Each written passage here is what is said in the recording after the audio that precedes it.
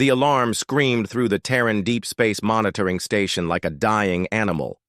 Dr. Elena Vasquez jolted awake in her small quarters, her coffee mug crashing to the floor as she rushed to the communication center. The station orbited Earth's moon, far from the busy traffic of home, listening to the endless chatter of space. "What do we have?" Elena asked Lieutenant Parks, who was staring at his screen with wide eyes. "Something big, Doc. Really big. It's coming from the Kepler 442 system, about 1,200 light-years out.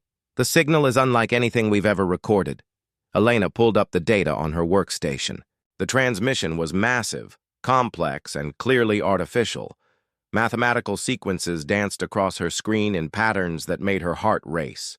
This wasn't random noise from a pulsar or the death cry of a star. This was intelligence.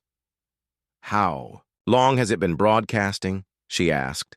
"Near as we can tell, about 8 months. But here's the strange part. It's getting weaker.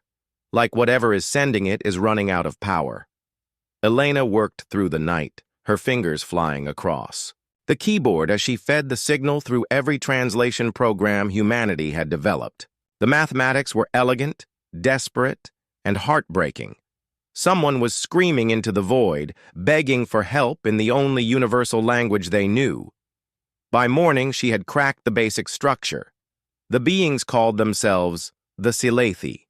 They were plant-like creatures who had evolved on the moons of a gas giant. Their civilization was ancient, peaceful, and dying. The message was simple and terrible. "We are being killed. Our people are being harvested. We have sent this message to 47 different star systems. Please help us. We do not want to die." Elena's hands shook as she read the decoded sections. The Silethi described their attackers as the Krovar, biomechanical beings who traveled between stars looking for intelligent life to harvest. They would strip the knowledge from living brains, adding it to their collective consciousness. The Silethi had been fighting for their lives for over 2 years. They started with 12 billion people, Elena whispered to herself, reading the latest update in the signal. Now they have less than 1 million left. She called Admiral Marcus Chen immediately. The old soldier answered on the first ring, even though it was barely dawn on Earth. "Admiral, you need to see this," Elena said, her voice tight with emotion. Chen arrived at the station within 6 hours, along with his senior staff. Elena played the translated message for them in the main conference room. The recording filled the space with an alien voice, musical, soft, and utterly terrified. "Great spirits of the void, if any beings of compassion hear this message, please help us. We are the Silethi of the Kepler 442 system. We have lived in peace for 10,000 of your years. We have never harmed another species. We seek only to grow our gardens and sing to the stars. But death has come to our world," the voice continued, describing the systematic destruction of their civilization. "The Krovar would arrive at a settlement, surround it with their terrible ships, and begin the harvest. They would take the strongest minds first, leaving the rest to watch in horror. We have sent this message to every star system we can reach. We have begged for help from the Galactic Council. We have offered everything we have to anyone who will come. But no one answers. No one comes. We are alone, and we are dying." Admiral Chen sat in silence for a long moment after the message ended. His weathered face showed no emotion, but Elena could see his hands clenched into fists. "How many ships do the Krovar have?" he asked quietly. Elena pulled up her analysis. "Based on the signal updates, we estimate about 200 vessels. They appear to be technologically advanced, but their numbers are limited. They seem to prefer overwhelming isolated civilizations rather than fighting prepared enemies. And the Silethi? Completely peaceful. Their technology is focused on agriculture and art. They have no military to speak of. They're like farmers being attacked by wolves." Chen stood up slowly, his decision already made. "Get me the Joint Chiefs. Activate Broken Arrow protocols." His staff looked shocked. Broken Arrow was humanity's ultimate military response, designed for existential threats to Earth itself. "Sir," said Colonel Martinez, "with respect, these aren't humans being killed. This is an alien conflict thousands of light years away. We have no strategic interest in—" "Colonel," Chen interrupted, his voice as cold as space itself. "When someone is screaming for help, humans answer. That's who we are." Within hours, the Terran Defense Fleet began mobilizing.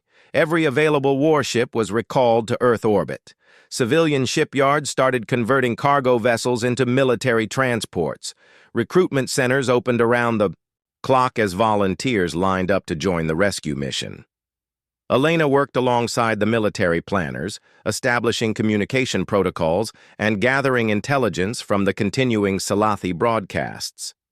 Each update brought worse news. The alien refugees were being hunted through underground tunnels, their population dropping by thousands each day.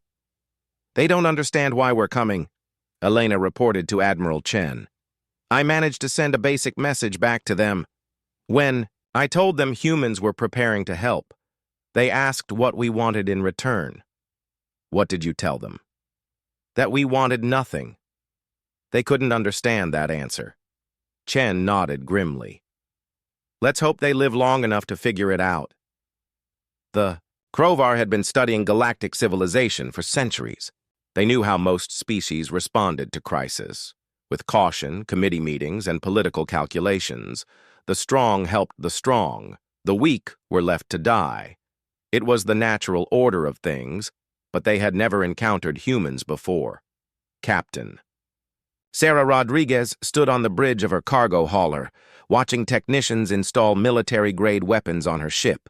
The vessel had been carrying grain to Mars colony just a week ago. Now it bristled with kinetic cannons and missile pods. "Captain," said her engineer, "I've got to ask, why are we doing this? These plant people never did anything for us. Hell, we never even knew they existed until last week." Rodriguez looked out at the massive fleet assembling around Earth. Hundreds of ships, from tiny destroyers to massive dreadnoughts, all preparing to jump into the unknown to fight for strangers.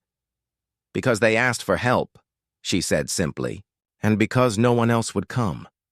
Commander Yuki Tanaka briefed his Special Forces team in the belly of a military transport. The Void Walkers were humanity's elite soldiers, trained for combat in the harshest environment space could offer. "Intel is limited," Tanaka told his troops. "We know the enemy uses biomechanical technology. They're tough, they're smart, and they've been harvesting civilizations for generations, but they've never faced humans before." "What's the mission, sir?" asked Sergeant Kim. "Search and rescue. We get every Salathi we can find out alive. Anyone who gets in our way gets removed." Dr. Vasquez received the final message from the Salathi just as the fleet prepared to jump to hyperspace. The transmission was weak, barely detectable, coming from the last surviving settlement. "To whoever hears this, we are the final voice of our people. The harvesters have found our last refuge. In moments, the Salathi will exist only in memory. We forgive the galaxy for not coming to help us. We understand that survival requires difficult choices.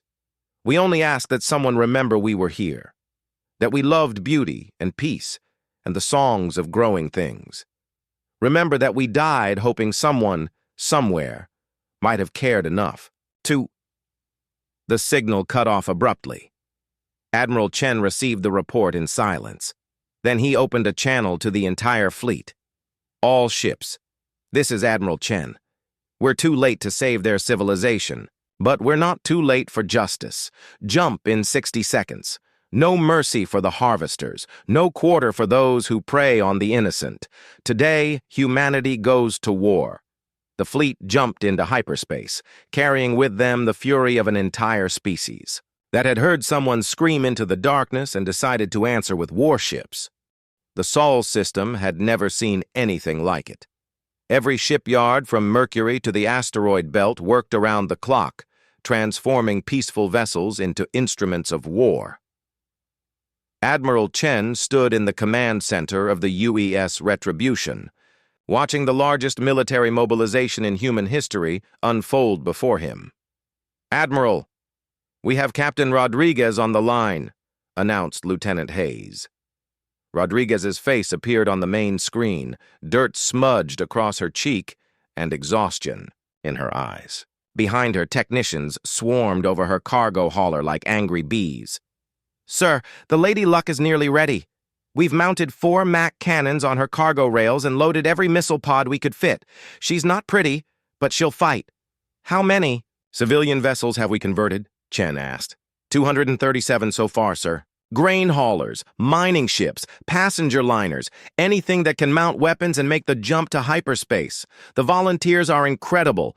We've got grandmothers and teenagers working side by side, all asking the same question, which is, when? Do we leave to help the plant people? Chen felt a surge of pride in his species.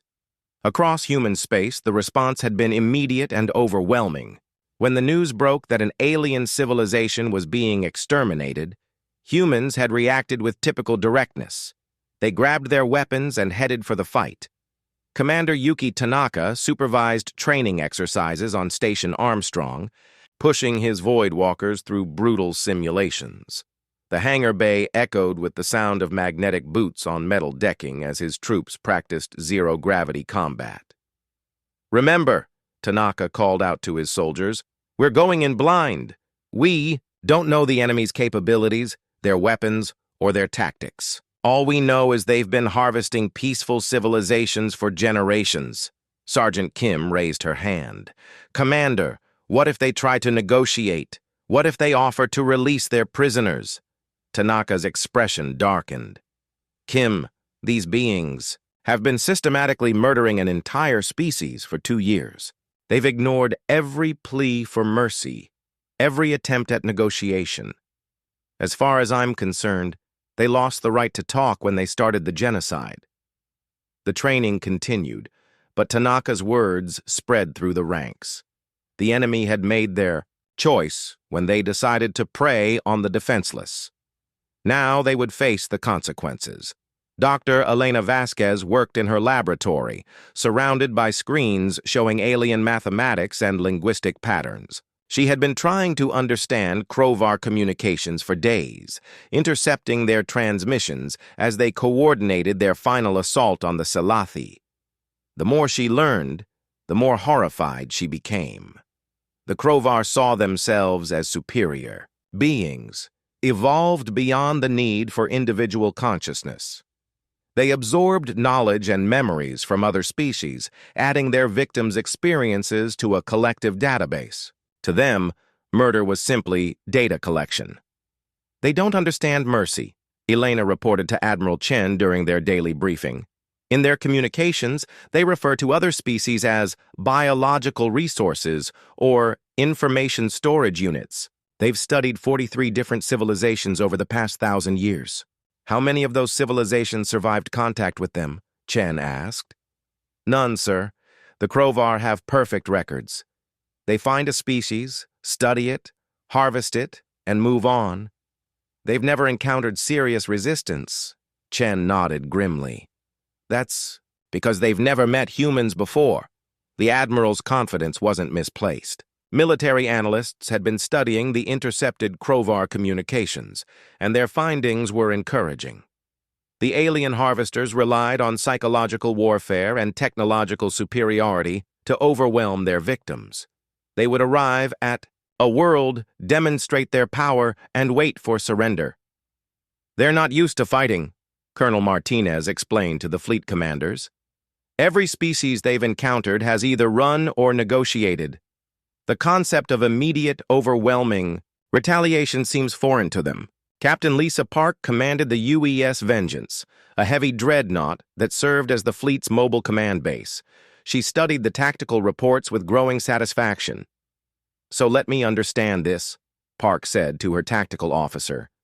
"These Krovar show up, wave their technology around, and expect everyone to roll over?" "That's about the size of it, Captain. They've developed a standard protocol for conquest. Step 1, demonstrate superiority. Step 2, demand surrender. Step 3, begin harvesting. They've never had to go to step 4. What's step 4? We're about to show them. The human fleet continued to grow as ships arrived from across the solar system. The massive carriers Freedom and Liberty brought squadrons of fighter craft. The heavy cruisers Constitution and Declaration provided long-range firepower. Hundreds of smaller vessels filled support roles, carrying Marines, medical teams, and the tools needed to rebuild a shattered civilization. But it was the converted civilian vessels that truly showed humanity's character. Merchant captains had volunteered their ships and crews for a war they had no stake in, fighting for beings they had never met. The cargo hauler Honest Work now carried enough firepower to level a city. The passenger liner Golden Journey had been converted into a mobile hospital.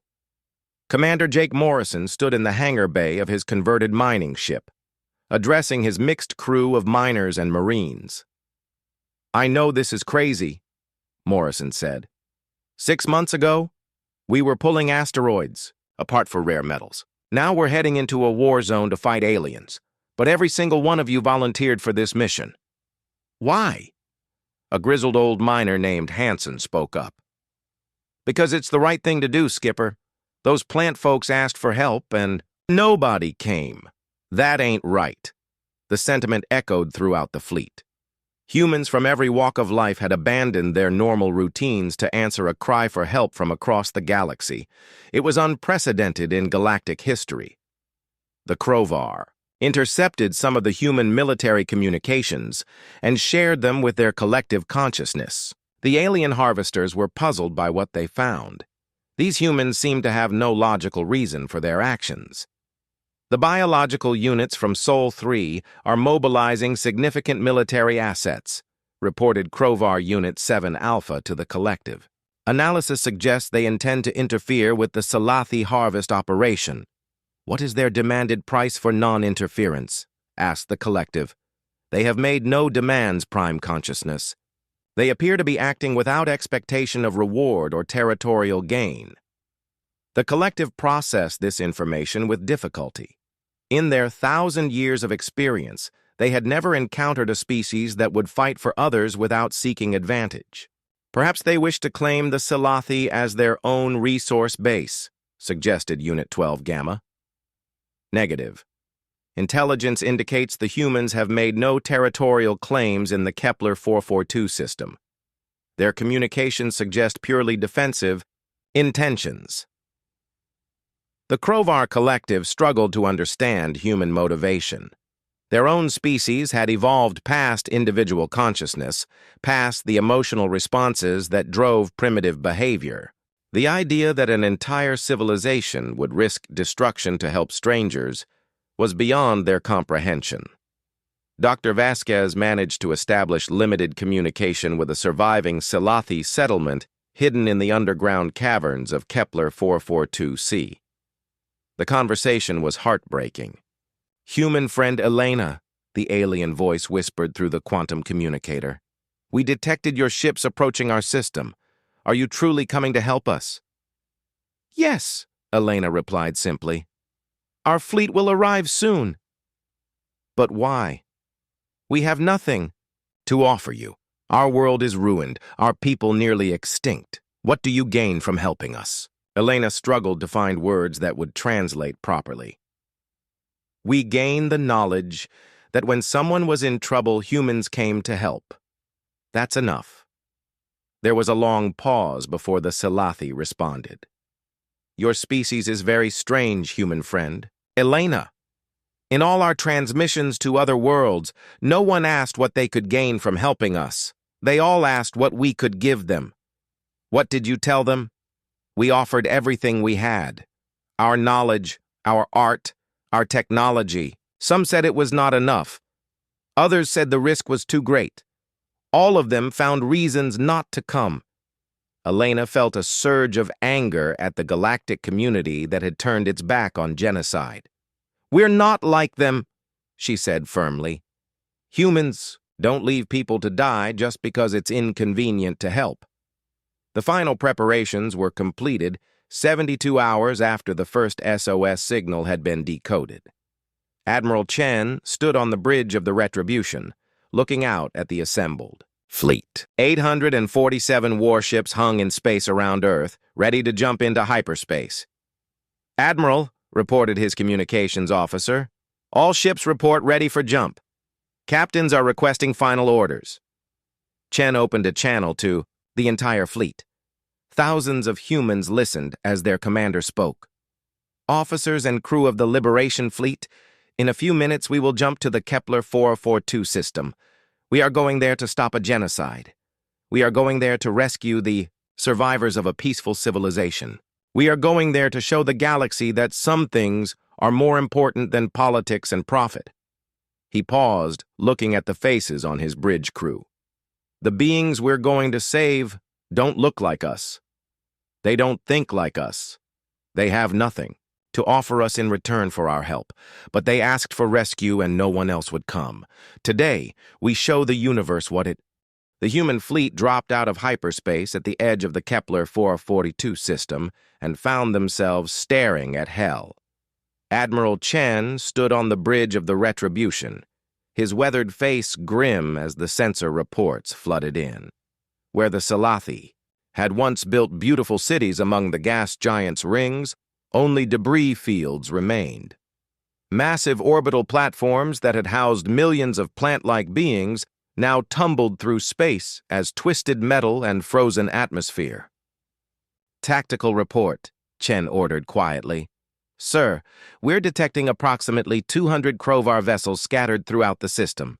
Most are concentrated around the third moon, where our intelligence suggests the last Salathi settlements are located." Lieutenant Commander Park's voice was tight with controlled anger. "Sir, there are also harvester ships." Chen saw them on the main display, grotesque vessels that looked more like mechanical spiders than proper starships. They were methodically stripping the remaining Salathi installations, their biomechanical crews working with the efficiency of a plague. "How many Salathi life signs?" Chen asked. Dr. Vasquez looked up from her station, tears in her eyes. "Less than 50,000, Admiral. They're scattered across underground tunnel systems on 3 different moons. The Krovar are hunting them like animals." The bridge fell silent as the magnitude of the genocide became clear. In just 2 years, an ancient civilization of 12 billion souls had been reduced to a handful of refugees hiding in caves. "Communications. Open a channel to all ships," Chen ordered.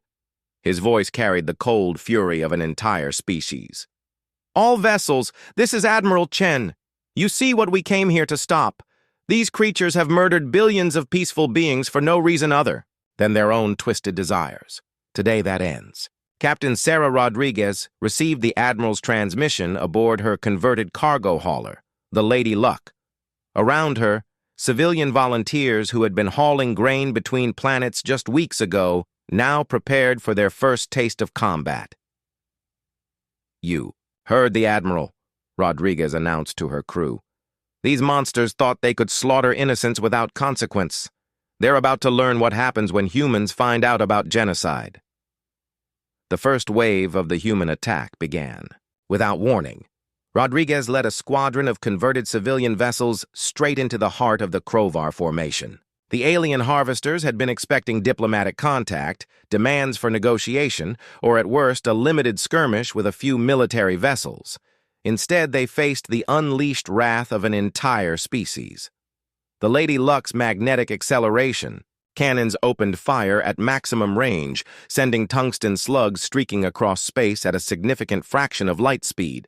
The Krovar ship she targeted simply disintegrated, its biomechanical hull unable to withstand the kinetic impact. "Direct hit!" shouted Rodriguez's gunner. "Target destroyed!" All along the human battle line, converted civilian vessels and military warships opened fire simultaneously. The Krovar had never faced such immediate, overwhelming aggression. They had grown accustomed to civilizations that would negotiate, that would seek compromise, that would try to find peaceful solutions, even in the face of extinction. Humans offered no such courtesy. Commander Yuki Tanaka's assault shuttle screamed through the debris field around Kepler 442c, dodging Krovar weapons fire as his Void Walkers prepared for their first boarding action. Through the shuttle's viewports, they could see the alien harvester ships latched onto the moon's surface like mechanical parasites. 60 seconds to insertion, Tanaka announced to his troops. Remember, our primary mission is rescue. But anything that gets between us and the Salathi civilians gets removed. The shuttle slammed into the docking port of a Krovar harvester with bone-jarring force. Tanaka's Marines poured through the breach, their weapons systems automatically adjusting to the alien ship's atmosphere and gravity. The Krovar crew they encountered were unlike anything in human experience. Biomechanical beings that seemed to be part machine, part organic tissue. They moved with unsettling coordination, sharing information through quantum links that allowed them to fight as a single entity. It didn't matter. Human Marines had been fighting as coordinated units for centuries, and they brought something the Krovar had never encountered: personal initiative and emotional investment in their mission. Sergeant Kim kicked down a bulkhead door and found herself face-to-face with a group of Krovar technicians operating some kind of neural extraction device. The beings turned toward her with mechanical precision, but she was already firing. Her plasma rifle cut through their biomechanical bodies with lethal efficiency. Area secured, Kim reported. Moving to the lower levels. I can hear something. That might be survivors. Throughout the system, similar scenes played out as human forces engaged the Krovar with methodical brutality. The alien harvesters had expected resistance, but nothing like this. Every human ship fought with desperate intensity, as if the survival of their own species depended on victory. Dr. Vasquez monitored communications from her station aboard the Retribution, listening to confused Krovar transmissions as their neat, organized genocide fell apart around them. The Sol 3 biological units are not responding to standard deterrence protocols, she heard one Krovar unit report. They continue aggressive actions despite significant losses. Query. What are their surrender terms? Asked another voice. They have offered no terms. They appear to be fighting for complete Krovar elimination. Vasquez felt a cold satisfaction as she realized the aliens couldn't understand human motivation. The Krovar had studied dozens of species, but they had never encountered beings who would fight to the death for strangers. The battle intensified as more Krovar reinforcements arrived from the outer system. Their ships were technologically superior to most human vessels, armed with energy weapons that could slice through titanium steel armor like paper. But they had never faced an enemy that refused to follow the conventional rules of galactic warfare. Captain Lisa Park commanded the heavy dreadnought UES Vengeance as it engaged a Krovar command ship twice its size. The alien vessel's beam weapons carved deep gouges in her armor, but Park's crew kept fighting with grim determination. "Return fire, all batteries," Park ordered. "Target their propulsion systems." The Vengeance's massive kinetic cannons spoke in unison, sending a stream of hypervelocity rounds into the Krovar ship's engine section. The alien vessel shuddered under the impact, its exotic matter drive systems failing catastrophically. "They're trying to signal surrender," reported Park's communications officer. Park's expression hardened. "Did they accept surrender from the Salathi children they murdered?" "No, Captain. Then neither do we. Continue firing." Deep in the underground caverns of Kepler 442c, Commander Tanaka finally made contact with survivors. His team had fought through 3 levels of Krovar-controlled territory, leaving a trail of destroyed biomechanical corpses behind them. The Salathi they found were unlike anything in human experience. They resembled enormous flowers with complex root systems, their consciousness distributed through botanical neural networks that glowed with soft bioluminescence. Despite their alien appearance, their fear and hope were unmistakably sentient. "Please," whispered the nearest Salathi through Tanaka's translation device. "Are you truly here to help us?" Or are you here to harvest us as well? Tanaka knelt beside the alien being, his scarred face gentle despite the weapon in his hands. We're here to get you out, all of you. My name is Yuki Tanaka, and I'm a human from Earth. We heard your call for help. But why would you risk yourselves for us? We are not your species. We cannot offer you anything in return. Tanaka stood up, checking his weapon as his Marines secured the area. Because you asked for help, and nobody else came. Where we come from, that's reason enough. The evacuation began immediately. Human medical teams worked alongside Salathi, survivors learning their biology on the fly as they prepared them for transport to safety. The plant-like beings were fragile, adapted to the specific atmospheric conditions of their home system, but human ingenuity found ways to keep them alive. Above the surface, the space battle raged with increasing intensity. Admiral Chen watched from the Retribution's bridge as his forces systematically dismantled the Krovar fleet. The alien harvesters had superior technology, but they lacked the crucial element that drove human forces: absolute commitment to their mission. "Admiral," reported his tactical officer, "the Krovar are attempting to withdraw. Several of their ships are powering up for hyperspace jump." Chen's response was immediate. "All units priority target any Krovar vessel attempting to flee. None of them leave this system alive." The order went out across the human fleet, and every available weapon turned toward the retreating Krovar ships. The aliens who had spent years methodically murdering an entire civilization now found themselves on the receiving end of merciless aggression.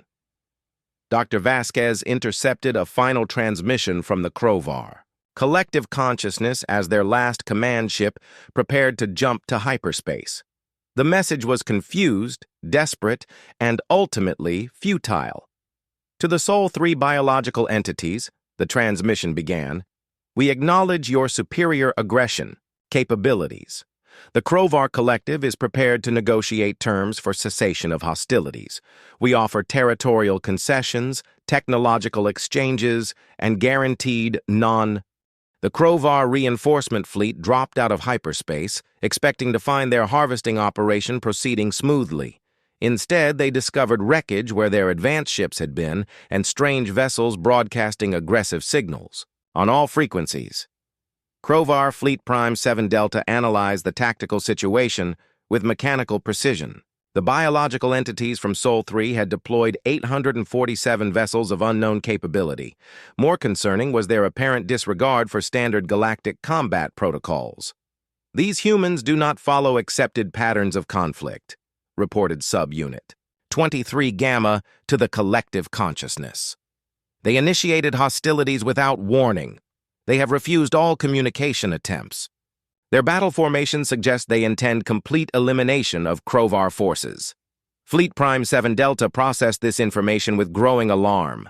In 1,000 years of harvesting operations, the Krovar had never encountered such immediate, overwhelming aggression. Most species attempted negotiation. Some offered tribute. A few fought limited defensive actions. None had ever arrived with a fleet specifically designed to commit xenocide. Commander Yuki Tanaka led his Void Walkers deeper into the underground tunnel systems of Kepler 442c, following biosignatures that indicated larger groups of Salathi survivors. The plant-like beings had retreated into the deepest caverns of their world, creating hidden sanctuaries where they hoped to outlive the Krovar genocide. "Movement ahead," whispered Sergeant Kim through the squad's communication system. "Multiple. Contacts, biomechanical signatures."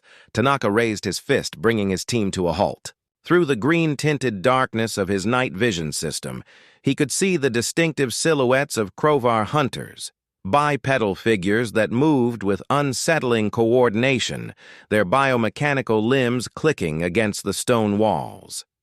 The aliens were methodically searching the tunnel system, using advanced sensors to track down the remaining Salathi refugees. They moved in perfect formation, sharing information through quantum links that made them act like a single organism. "Take them," Tanaka ordered quietly. His Marines opened fire simultaneously, their plasma weapons lighting up the tunnel like miniature suns. The Crovar hunters had superior technology and networked intelligence, but they had never faced opponents who attacked with such personal viciousness. Sergeant Kim's rifle burned through the chest of the nearest Crovar, its biomechanical components, sparking and dying as the alien collapsed. Around her, the rest of Tanaka's team advanced through the tunnel, their weapons seeking new targets with deadly efficiency. "Area secured," reported Corporal Martinez. "I'm detecting Salathi life signs, about 200 meters deeper." The rescue operation continued, but it was becoming clear that time was running out. Above ground, long-range sensors were detecting massive Crovar reinforcements jumping into the outer system. The alien harvesters were finally taking the human threat seriously. Admiral Chen studied the tactical display from the bridge of the Retribution, watching as more enemy contacts appeared on his screens. The Crovar were bringing everything they had: heavy battle cruisers, carrier platforms, and something his sensors couldn't quite identify. "Analysis of the unknown contacts?" Chen asked his tactical officer. "Sir, they appear to be some kind of planet-killer weapons, massive energy projectors designed for orbital bombardment. If they get within range of the inhabited moons..." Chen nodded grimly. The Crovar had decided that if they couldn't harvest the Salathi, they would simply sterilize the entire system. It was a logical response from beings who saw other species as resources to be exploited or eliminated. "All ships, this is Admiral Chen. The enemy is bringing weapons capable of destroying entire worlds. We cannot allow them to reach the inner system. All vessels, prepare for maximum engagement." Captain Sarah Rodriguez received the order aboard the Lady Luck, her converted cargo hauler already showing battle damage from the earlier fighting. Around her, civilian volunteers who had signed up to help with a rescue mission now faced the prospect of fighting to prevent planetary genocide. "You heard the Admiral?" Rodriguez announced to her crew. "These monsters are planning to kill every living thing in this system. We're the only ones standing between them and mass murder." Her gunner, a former asteroid miner named Jackson, looked up from his firing controls. "Captain, we signed up to help plant people, not fight alien dreadnoughts." Rodriguez smiled grimly. "Jackson, those plant people are still down there hiding, in caves. If we don't stop these ships, there won't be any plant people left to rescue." The reformed human battle line met the Crovar reinforcements in the space between the 4th and 5th planets. The engagement began at extreme range, with both sides trading long-distance fire across millions of kilometers of empty space. The Crovar had superior weapons technology. Their energy beams could slice through human armor like paper, and their shields could deflect most kinetic weapons. But they had never faced enemies who refused to retreat when outgunned. The UES Constitution, a heavy cruiser commanded by Captain Morrison, absorbed a direct hit from a Crovar energy projector. The beam carved through her forward armor, venting atmosphere and killing dozens of crew members. Any rational species would have withdrawn from such overwhelming firepower. Instead, Morrison ordered a direct assault. "All power to engines," Morrison commanded as his ship accelerated toward the enemy formation. "We're going to ram that bastard if we have to."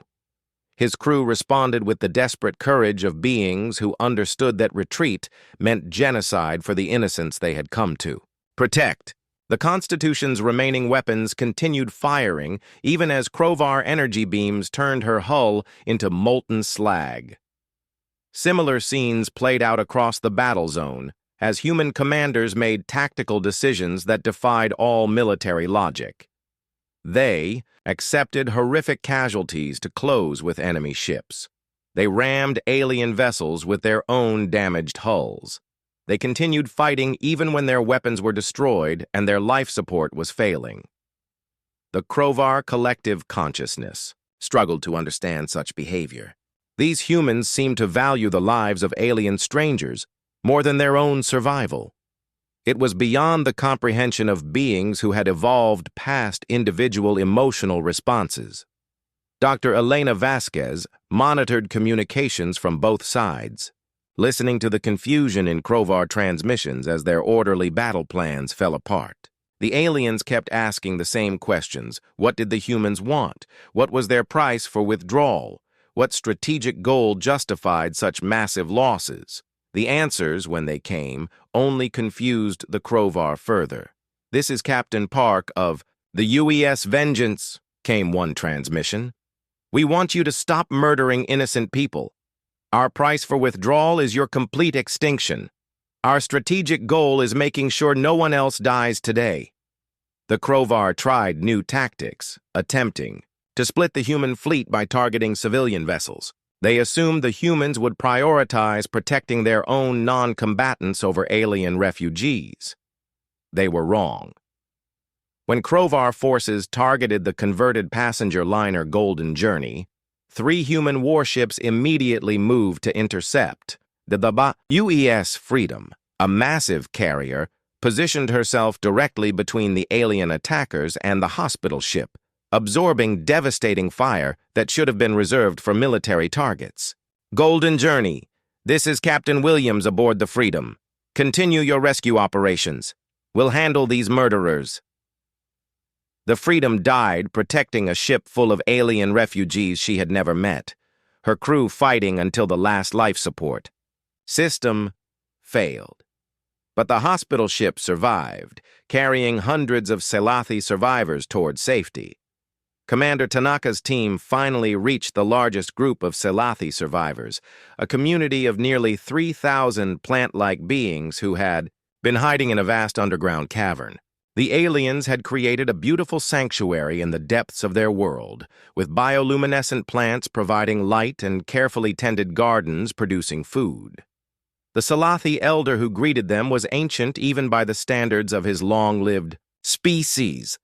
His name was Keth Ara, and he had been alive when the first Krovar ships arrived in their system. "Human commander," Keth Ara said through the translation device, "we felt the vibrations of great battles above our world. Are your people winning?"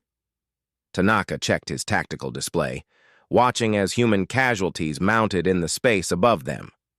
"We're holding them back, but we need to get you and your people out of here. Can you move this many survivors?" "We can. Try.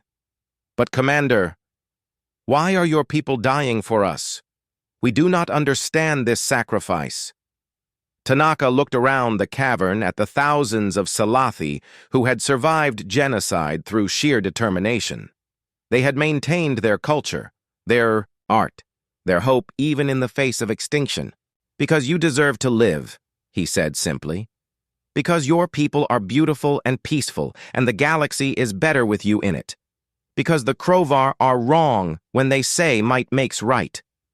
The evacuation began immediately, with human Marines providing escort as long columns of Selathi refugees made their way through the tunnel systems toward extraction points. The plant-like beings moved slowly, their biology adapted for careful growth rather than rapid movement, but they moved with dignity and hope. Above ground, the space battle reached its climax as Admiral Chen, the last Krovar command ship, hung dead in space, its biomechanical hull twisted and broken by human kinetic weapons. Admiral Chen watched from the bridge of the Retribution as his Marines swept through the alien vessel, ensuring no survivors. Remained to spread word of their harvesting operations to other Krovar fleets. "Admiral," reported Commander Tanaka over the communication system. "Final sweep complete. No Krovar life signs detected anywhere in the system. The harvesters are extinct." Chen nodded slowly, feeling the weight of what humanity had accomplished.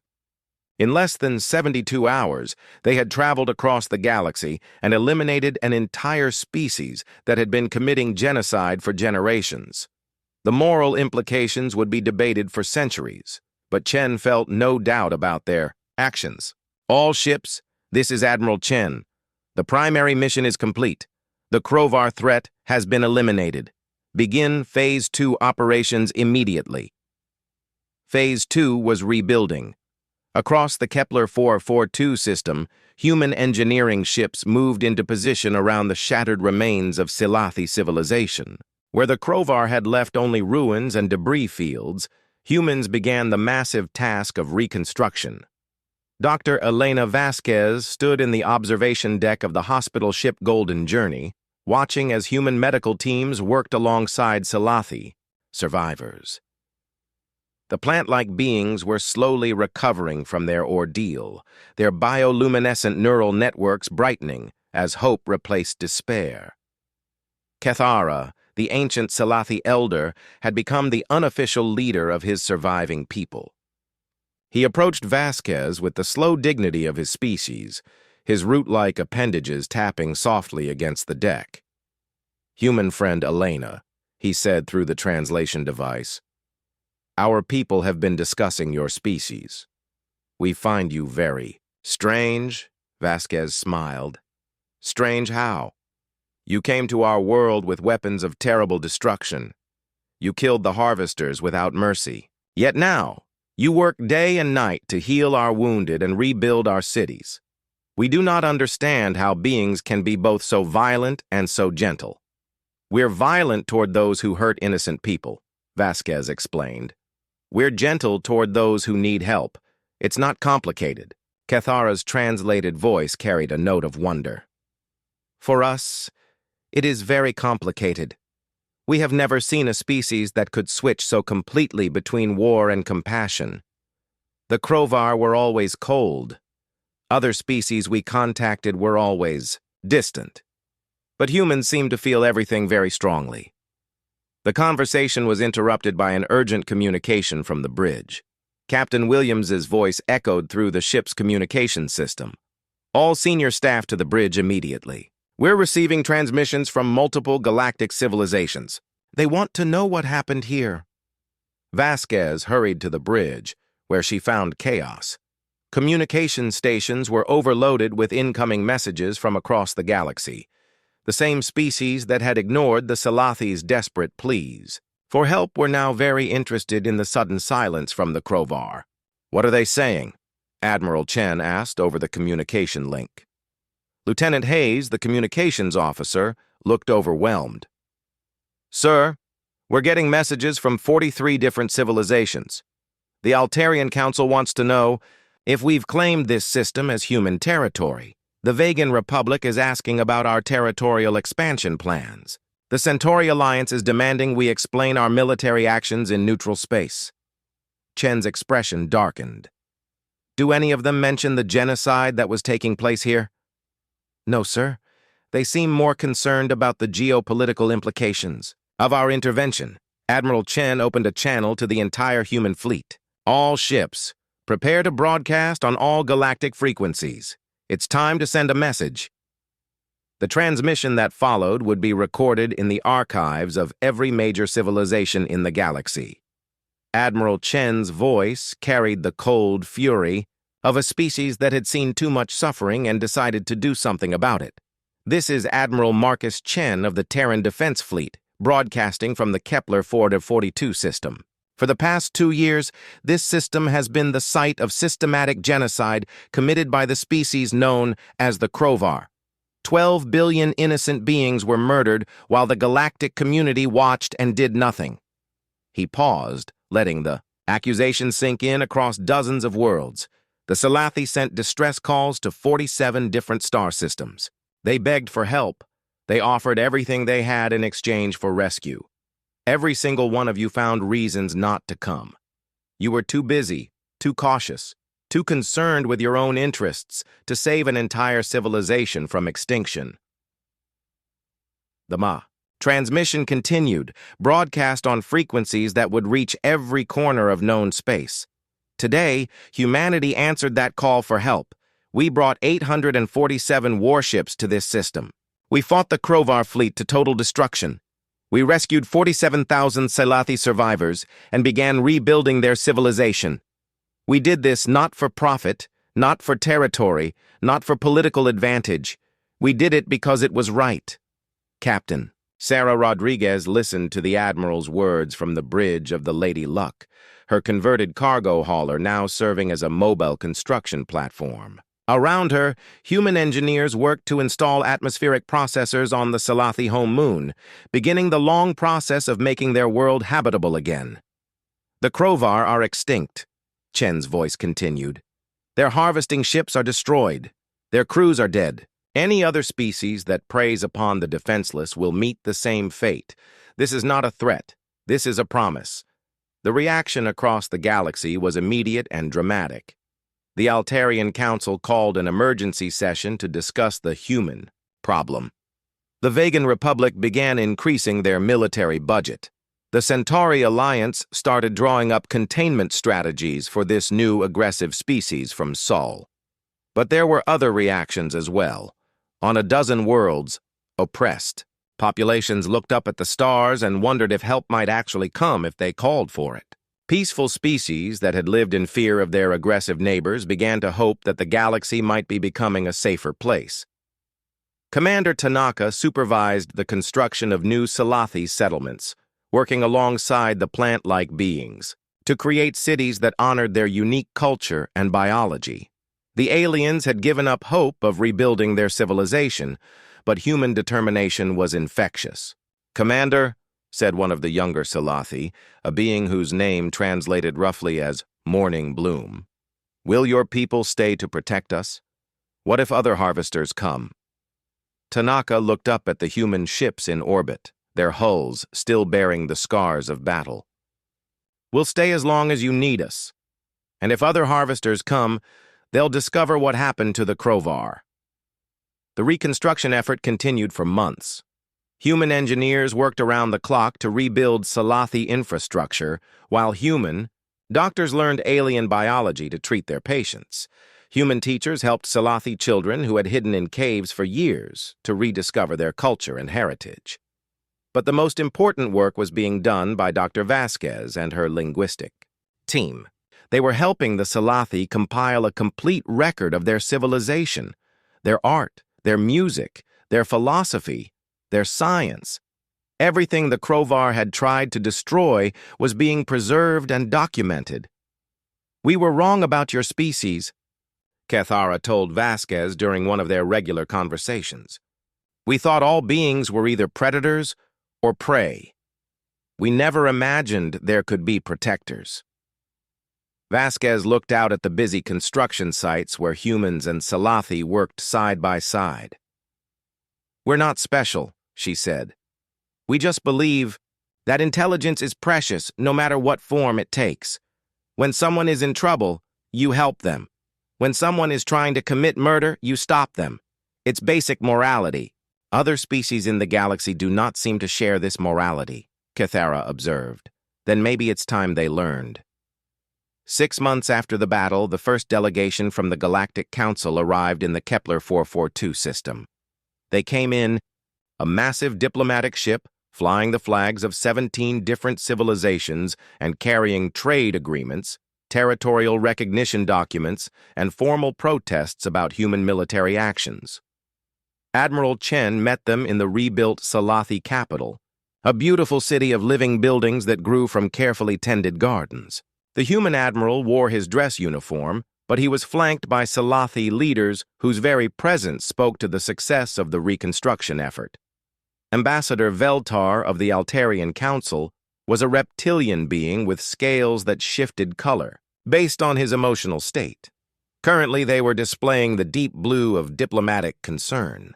"Admiral Chen," Veltar began, "the Galactic Council has come to discuss the implications of your military intervention in this system. While we understand your desire to help, your actions have created significant political complications." Chen's expression remained neutral. "What complications?" "Your destruction of the Krovar species has upset the balance of power in 17 different sectors. Your military presence here threatens established trade routes.